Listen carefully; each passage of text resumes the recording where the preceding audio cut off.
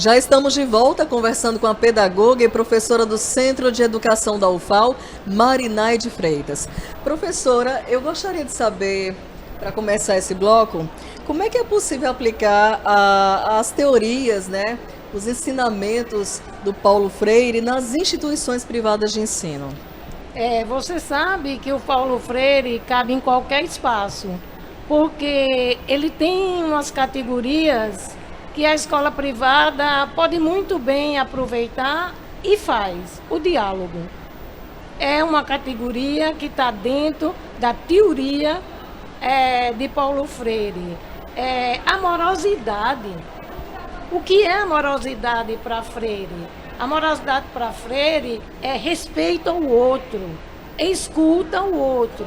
Agora, para que a escola privada abrace isso, é preciso que todos os equívocos sobre a teoria caiam por terra, porque quem não defende na educação pública ou privada essas duas categorias, né? Essa vontade de ler o mundo, de ler a palavra. Professora Marinaide, como é que os estudantes de pedagogia, não só da UFAL, mas de outras instituições que você tem acesso, através das suas observações, reagem aos primeiros contatos com a pedagogia do oprimido? Reagem muito bem. E a reação é de encantamento. Né? Encantamento com o que ele diz, com o que ele enxergou e com o que ele pode contribuir para a formação deles enquanto pedagogos e pedagogas. Então, não há resistência nas leituras de Freire na pedagogia. Muito pelo contrário, eu acho que a gente deve avançar mais para que esse encantamento se espalhe, essa boniteza que ele dizia. Boniteza foi um termo criado por Paulo Freire, né? E é um termo corretíssimo, né? Pois é. Muita gente acha que é errado, mas não é, sem dúvida. Não. Ele tinha também uma formação na linguagem, porque quando ele se preocupou em alfabetizar, ele teve que estudar, né, como se alfabetiza, a princípio, jovens, adultos e idosos, né? Que hoje a ciência já prova que não tem idade para aprender. Mas naquela época que ele começou em jovens e adultos, sobretudo nos idosos, havia um preconceito. Passou o tempo de aprender e não. Hoje nós temos uma professora pesquisadora chamada Marta Cole, que ela, na psicologia, ela mostra isso. E a neurociência também está mostrando que não tem idade para o conhecimento. Ou seja, Paulo Freire, nesse sentido, ele foi pioneiro, né? Ao estimular, ao criar a educação de jovens, né? A gente chama hoje de educação de jovens e adultos, né? E chama melhor, educação de pessoas jovens e adultas. E no A, entenda-se os adultos maiores, porque a gente chamando de educação de jovens e adultos, pessoas jovens e adultas, a gente está privilegiando também uma questão de gênero.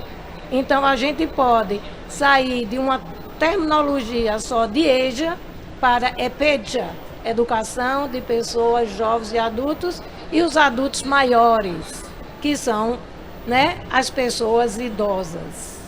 Professora Marinaide, eu queria que a senhora falasse mais a respeito da maior referência do Paulo Freire, que é justamente a pedagogia do oprimido. Em linhas gerais, o que é que a gente pode aprender com essa obra que é referência, né, quando o assunto é Paulo Freire? A pedagogia do oprimido não foi a sua primeira obra. Mas por que a gente fala tanto na pedagogia do oprimido? É porque é onde se encontra a concepção teórico-metodológica que Paulo Freire criou. E o que tem nesse livro de tão importante? Eles nos mostram que todos nós temos saberes, independente de classe social, independente de idade. E não existe saberes errados, saberes certos. Então ele trata os saberes dentro de uma horizontalidade. Ele nos diz que nós somos educadores e educandos. a proporção que eu sou professora, sou educadora, eu sou também educanda porque eu aprendo com os meus alunos. Eles nos mostram essa sociedade dividida em classe e defende que o oprimido tem acesso e as suas relações de poder sejam diferentes. Ele defende 2 pontos que eu vou dizer para você que são importantes.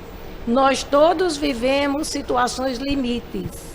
E ele diz para as situações limites, a gente tem que buscar o inédito viável. Está nessa pedagogia do oprimido. O que é o inédito viável?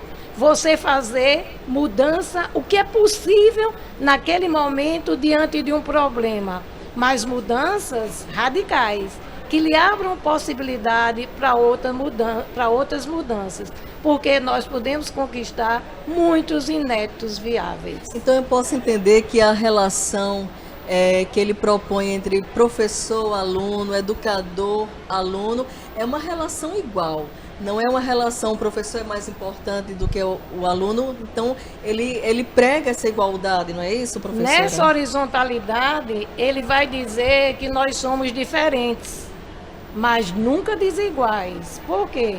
Se eu sou professora, eu tive um caminho, né, de outros saberes, mas o educando ou a educanda tem saberes que nós professores não dominamos. Então, a horizontalidade na sala de aula, e a sala de aula é um lugar de aprendizado mútuo.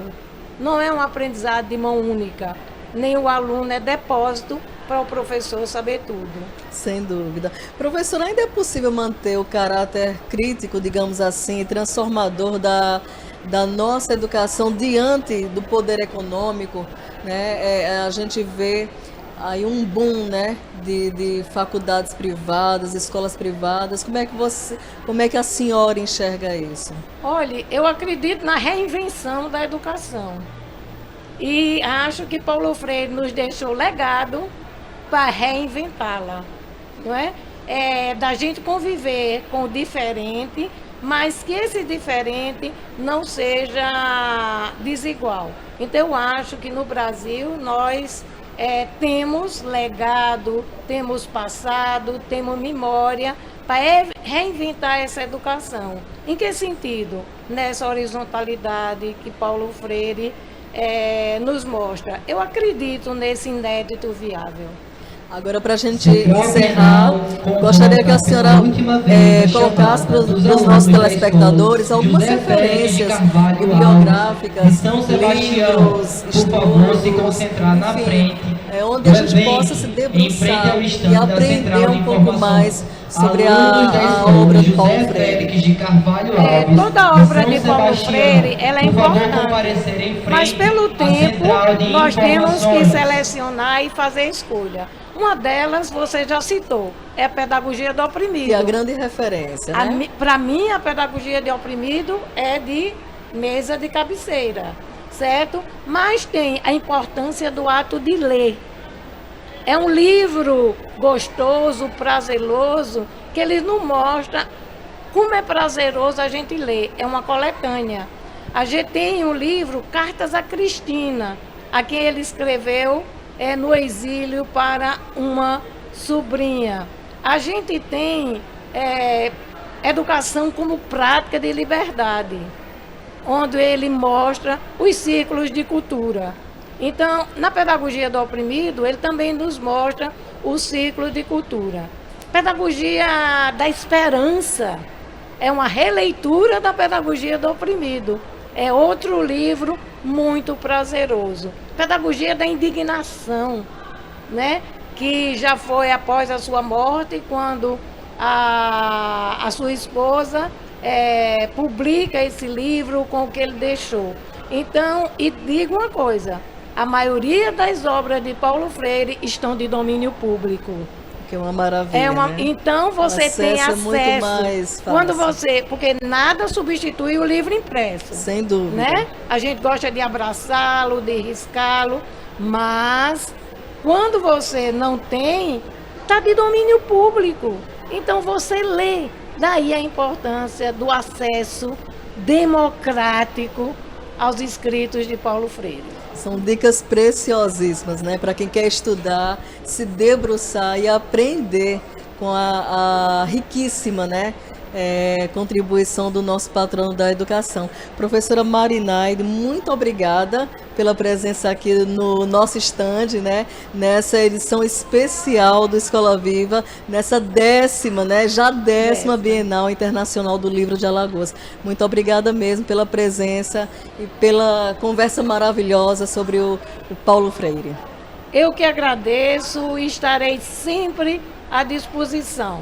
Obrigada, professora. E ficamos por aqui. No próximo Escola Viva Especial Bienal, a conversa é a efetiva inclusão dos estudantes com deficiência na sala de aula. Eu espero você. Até lá.